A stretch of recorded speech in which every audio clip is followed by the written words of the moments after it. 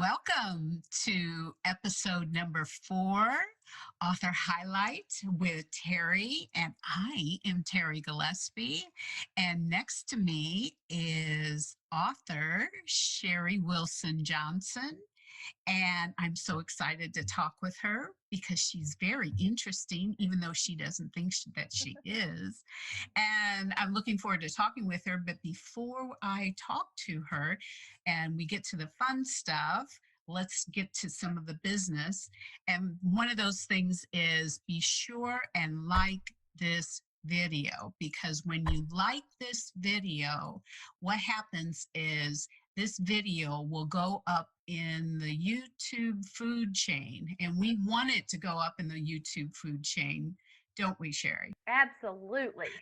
Because if it goes up into the YouTube food chain, then what happens is more and more people who wouldn't normally see wholesome videos about really good books, wouldn't normally see them, would see them. And we want them to see books by authors like Sherri. So if you like and comment and share and subscribe, then more people will find out about these videos.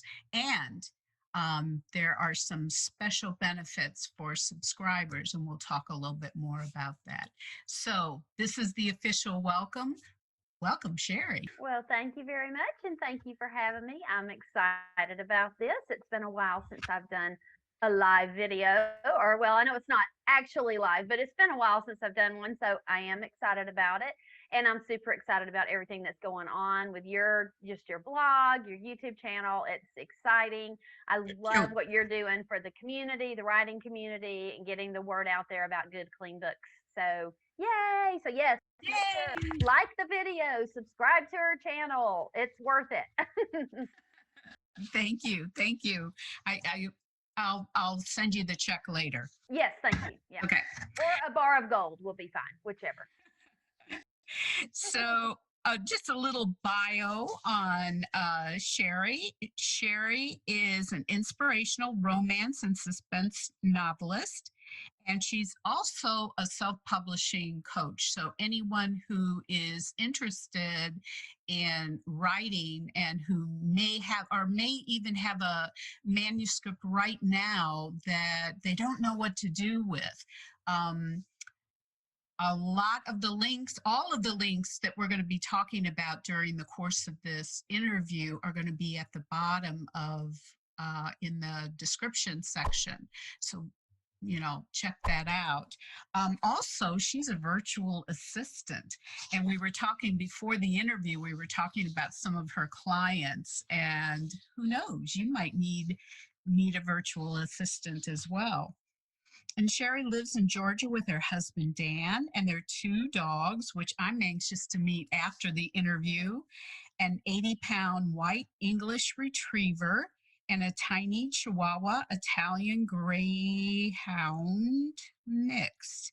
How do you get a tiny Greyhound mix? I mean, I get the Chihuahua, but I don't. Yeah. Well, the Italian Greyhounds are small, and the bless his heart, when we first got him, they said Chihuahua mix. Then they said Chihuahua Beagle. Then they said Chihuahua Jack Russell.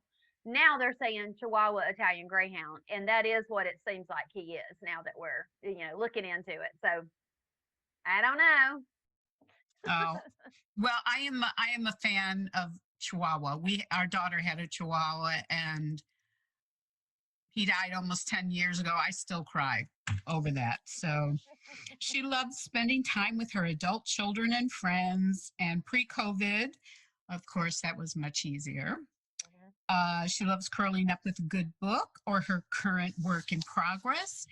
Sherri enjoys doing projects around the house. And by the way, I have a few around my house that if you run out.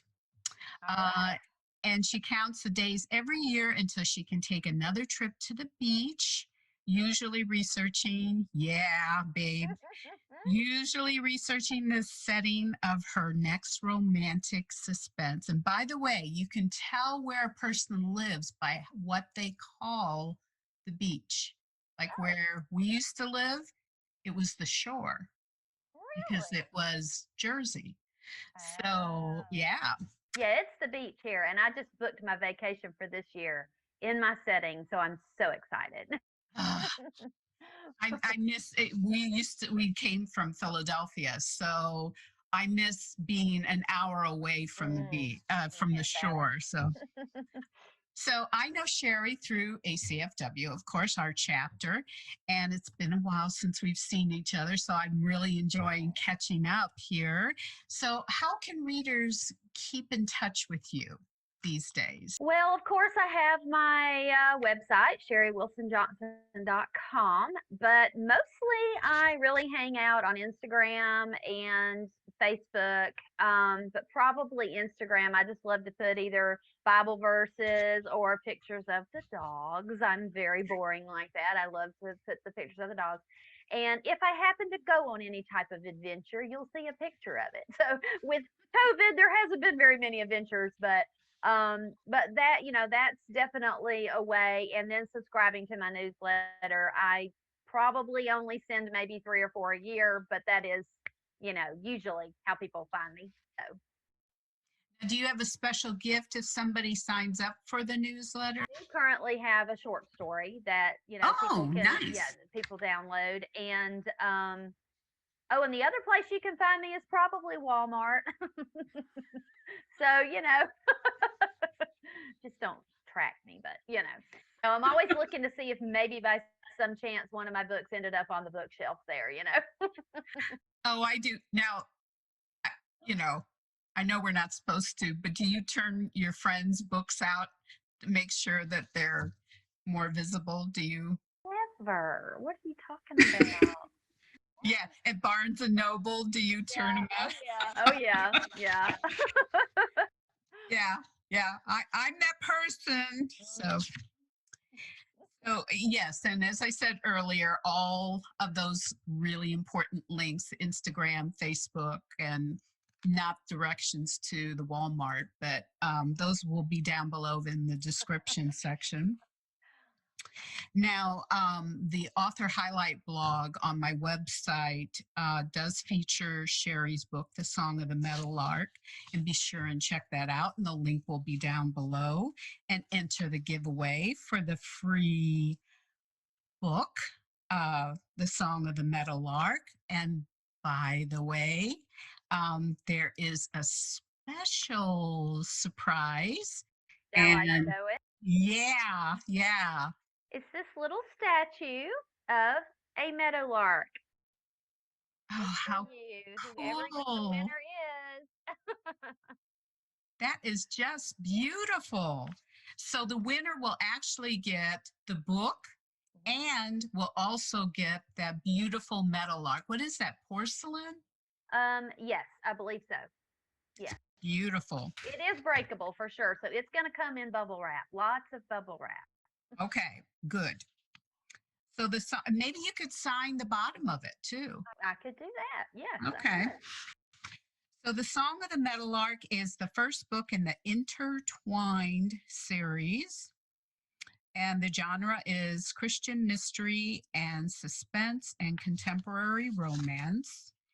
And I, of course, really enjoy a good mystery with lots of suspense. And you definitely gave us a lot of good suspense and mystery and romance. And I thought it would be nice if I know I usually just say the first page, but why don't you go ahead and read the first and second page of your. Yeah, I feel like Jane Austen standing in front of a, fireplace reading. And I'll tell you a little bit of history of this book too. It started out straight romance, just straight romance. Rex O'Reilly, my cowboy, he's always going to be my favorite male character. And then just somehow, and the book was written like 12 times, how you do, and Yeah. it was just my second book. And then somewhere along the way, I fell in love with suspense. And so I went back through and added that. But so I feel like sometimes it's a mix between still that straight romance and then the suspense in there, instead of technically a romantic suspense. So, or a suspenseful romance, so it's got a little bit for everything, hopefully, or everybody. So, okay, so we will start. And by the way, the car that she drives is still my favorite car in the world and one that I hope one day to own. Well, I put a picture of it in on the You did? blog. Yeah. Yeah. Oh yeah. I'm just if one drives by me, I'm like, oh, stop. Can I have a ride? Probably not a good thing to do. No. But anyway. Okay. Well, Cora Buchanan. That is, and some people say Buchanan, but I say Buchanan. So Yeah. Cora Buchanan drove her 68 Camaro through town down Columbia Avenue, the places she'd become accustomed to in her years of living in South Carolina, with Clark zooming past her. Clark was her husband. She pointed her car toward I-26 East, her green eyes filling with salty tears. This picturesque place had become a prison to her since Clark had left her to fend for herself, giving her no choice but to move in with his parents. But they were nice, so that's okay. Merging onto the highway symbolized the launching of her new life. Slow, cautious at first, and then no looking back. She waited for a year to the day for Clark's return. She couldn't wait any longer. Moving away from Lake Murray would leave more of a void in her than moving away from her Florida childhood home when she'd betrayed Mom and Dad and married Clark against their will. But it had to be done. This is hard for her to return home to Mom and Dad after this happened. Ben and Judy, the best in-laws anyone could ask for, seemed sure God would work out the details of her life, that their son would return to Cora. If only her faith could be that strong. She still had so many doubts. When he'd left last June, he'd taken most of her hope with him. When Cora crossed into Georgia, Taylor Swift's latest CD blaring through her speakers, she smiled at the welcome sign boasting a giant peach. And that's really there. Yep. She was one state closer to seeing this thing through. The temperature held at 85 degrees and the sunshine beaming down on her car warmed her chilled heart. The wind whipped her cares away. White fluffy clouds painted pictures across the Georgia sky, blue like a bluebird's wings today. Hopefully, the weather would remain clear until she got to Florida because she hated driving in the rain. I do too. I hate it. Shall I go on, or is that good? That's good. Okay. I get it. The funny thing about that is I've traveled that road. I've made the detour accidentally that she did, and the little descriptions that are in here are really there on that road. So Yeah, it's the thing that we do. We write what we know and what we've experienced, because it just makes it more real. And if we haven't been there, Google Street View is wonderful. Now, does that still work? I mean, because I know sometimes it's like a couple of years old. Yeah, I don't know the latest updates, but as far as like if you're looking for, anything that just would help you feel like you've actually been there, Yeah. it's fun to do that Street View. Yeah. Yeah, we've got lots of good cheats, lots of little hacks for us. Yes. So I also noticed on your website, which is one of the reasons why I no longer believe you when you say you're boring, is that you contributed to the actress Jane Seymour's anthology, Open Hearts Family. I sure did. Okay, how did that come about? And look, it is signed with love. Okay, how did that happen? Well, I really couldn't remember, and then I had to go back and think about it. Yeah, I know. It came through an opportunity on the ACFW loop, and somebody put it out there that she was doing this collection, and did anybody have a story that they thought might go in it? And this one was the one for families, because she did different. There were different ones, and what the definition of family was. And I thought at the time I had a story that I thought, okay, it might. I'm not really sure, but it might. And I sent it in and got accepted. So, I mean, it was very exciting. I mean, but it just came by chance. it really showed me that jump on any opportunity, because if it doesn't work out, that's fine. But if it does, it's pretty cool. And there's only one, two, three, four, five, six, seven, eight, nine. There's only 9 stories in the book. So I don't know how many they had submitted, but that was really, it tickled me, to get accepted. So Wait a minute. Was that Tiffany? yes, Tiffany. Uh huh. Yeah, because Tiffany was the one who got me started with ACFW. Okay. Yep. Well, that's what it was. Yeah. How about that? Yeah, and it Small was fun. It world. was really neat too to be able to tell a story that was very touching, for me and my best friend at the time. Yeah. So Oh. yeah, Yeah, I think she was like president of her fan club or something like yeah, it that. was Yeah. associate, and I was like James Seymour, which sometimes now people would be like, who? Who's But that?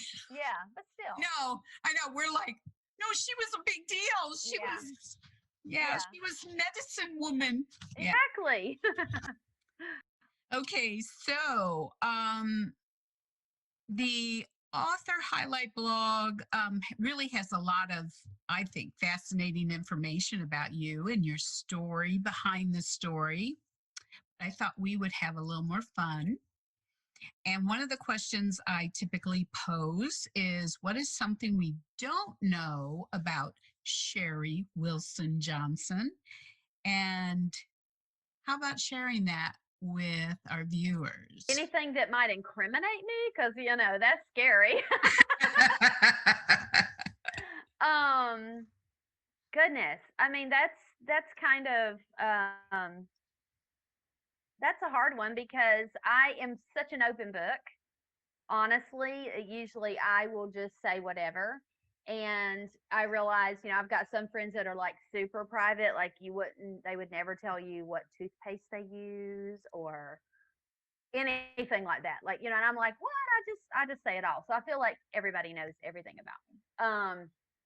So, but I have a superpower. That's one thing that people don't know about me. Well, I would say I'm in the school for the superpower, because it's not fully realized yet. There's a, what is that old kids movie? Something school, but it's the kids that they go and they are learning how to use their powers. So I'm still Oh, in something that class. high, something, yeah, Yes, yes, yeah, something high. Yeah. So yeah. that's I was me. just thinking about that the other day. Yeah. That's me. I'm actually like just still the beginning, and I'm figuring out that that's my superpower, but I haven't learned how to really use it yet. Mm-hmm. So my superpower is the enhanced writing superpower. Okay, what's that? Okay, that's where, if you've ever seen any of these little gifs that people put on, the little video clip things where people are like, or on their typewriter like this. That's me. I just haven't really harnessed it fully. Okay. So, one thing that I do when I write my books, I handwrite them. I don't write on the computer, because the blinking cursor is too intimidating for me. So, I have notebooks that I write, and then I read them back into my phone. And then that's how they become a Word document. And then I can edit and all that kind of stuff. So, but I write faster when I write by hand, and I make a lot fewer mistakes that way. So, Ah, but something that has helped me enhance that enhanced writing superpower is I listen to instrumental movie soundtracks when I write. And but it depends on what type of scene I'm writing. So if I'm writing a scene where, the serial killer is chasing my woman or whatever, then I'm going to listen to my soundtracks that have like the songs from Lord of the Rings and 300 and Gladiator, and they're, an Inception, and they're like, lots of bass, and it just gets my blood flowing and gets my heart going, and all of a sudden I'm like, I can't write fast enough. And then if it's a sad scene, I'll listen to something very emotional, or like piano, or something like that to tone it down. So but yeah, so I'm still working on that. I know we know some writers are writing like 10,000 words a day or whatever, and I'm lucky to get 10,000 words in 3 or 4 months. You know, but I also work full time, so Yeah, yeah, there so is that. Yeah. it's a little bit different. But anyway, so that I'm trying to harness that. So stay tuned. If you all of a sudden see 5 books a year from me, you'll know that I actually mastered my superpower. Yeah, my superpower is invisibility. I And love I actually in certain circumstances I actually can access it. it. Yeah. Yeah. It I don't have control over it, and a lot of times it's embarrassing. Mhm. Mhm. Like I'll be in certain circumstances, and my husband and I will be in a conversation with people, and he's engaged in the conversation, and people are engaged with him, and they're talking, and then all of a sudden I'll say something, and people will go, Oh. How long have you been there?" It's like, oh, I've been here the whole time. So Yeah. I don't yeah. have that superpower. I don't, because usually if I walk in a room, I make myself known. That's terrible. That's not always a good thing. Thought I did. Well, and at that time I was like 270 pounds. So you would think that Mhm. somebody that size. Oh well. So I love that superpower. I'm going to investigate that a little bit more. We know Kimberly Woodhouse has that gift, and Misty Beller has that gift. So I Mm. am channeling my inner Kimberly and Misty to try to help enhance that. So, Okay. Well, you'll have to make sure she watches this video. oh yeah, for sure. All right. Well, is once again, Sherri has offered the song of the Meadowlark, and once again, the little statue That's right, the little bird. of the Meadowlark. And if you already have this book, it does make a wonderful gift, and then you get to keep the beautiful statue. Or let me insert this really quickly. If they already have Song of the Meadowlark and they want book two, I can send them book two. That's great. Yeah. Thank you. So yeah. So whatever. And if they already have book two, They can have book three. awesome. So Awesome. yeah. Okay. Now, so there's a way to increase your chances of winning this beautiful package. So if you like this video and leave a comment, that's one entry. If you share this video with your family and friends via Facebook, Twitter, Pinterest, Instagram, whatever, MeWe, that's another entry. If you subscribe to this YouTube channel, then you actually get two entries. And if you head over to the author blog, author highlight blog interview, and you leave a comment there, that's another entry. And if you subscribe to my newsletter, you'll receive 2 free gifts plus another entry. So that's a total of 6 chances to win this wonderful gift, the book and the statue. And the drawing will be held April 16th. And by the way, this isn't like Verizon or AT&T. If you're already a subscriber and you leave a comment on the blog or on this video, you do get the extra entries if you're already subscribers. So I don't penalize you for that. So, Sherri, any final words before we sign off? Well, are you looking for something profound? Always look for something profound. Well, I'm trying to think. I just hope that readers, whether they're reading my books or another one of our author friends, that they enjoy them, of course, that they share them with their friends, of course, but that they allow the message that's in the book, whatever it is, to really reach their hearts. And Mm, the goal would be, even though we're not writing nonfiction here, we're writing fiction. Hopefully, there is some takeaway. I've heard different people say that some of my books gave them one takeaway, but somebody else said something else, like, forgiveness or hope or just increasing their faith, or you mentioned a Bible verse in there and that is one of my favorite verses, and yeah. it really what it spoke to me or whatever. And so I think we know that God can speak to people in all different ways.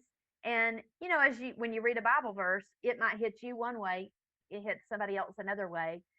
Or you may read the same verse 20 times over 20 years, and it speaks something different to you.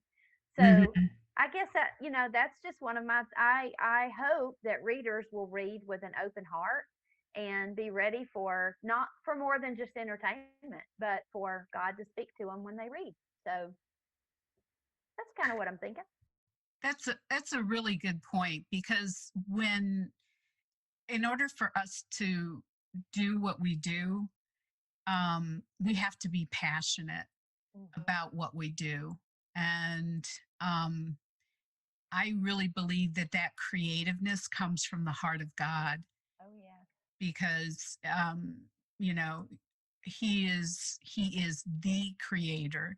And when you think about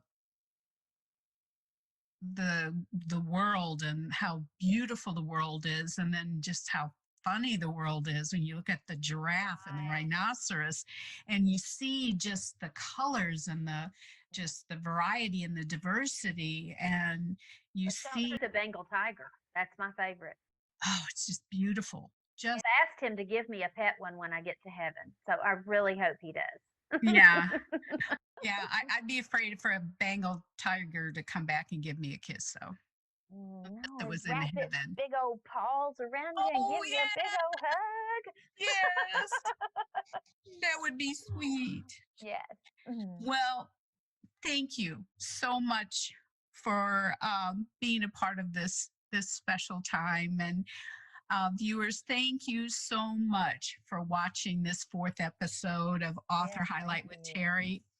And just a reminder that in the description section below, I'll have links to all of Sherri's information, the Author Highlight blog, and my website, and my social media links. And as always, Sherri and I appreciate the likes, follows, and subscribes. And next month, the Author Highlight blog and YouTube interview will feature award winning author Debbie Malone. Love her. Isn't she great? And Mhm. she writes a lot of Georgia, Yes. uh, Georgia. What are they? Cozy mysteries. She Cozy writes cozy mystery. mysteries. Yeah, Right. and she's also won. She wrote a memoir that actually Yes. won Georgia Best Nonfiction. Mhm. Um, so she'll be next month's That'll featured be fun. author.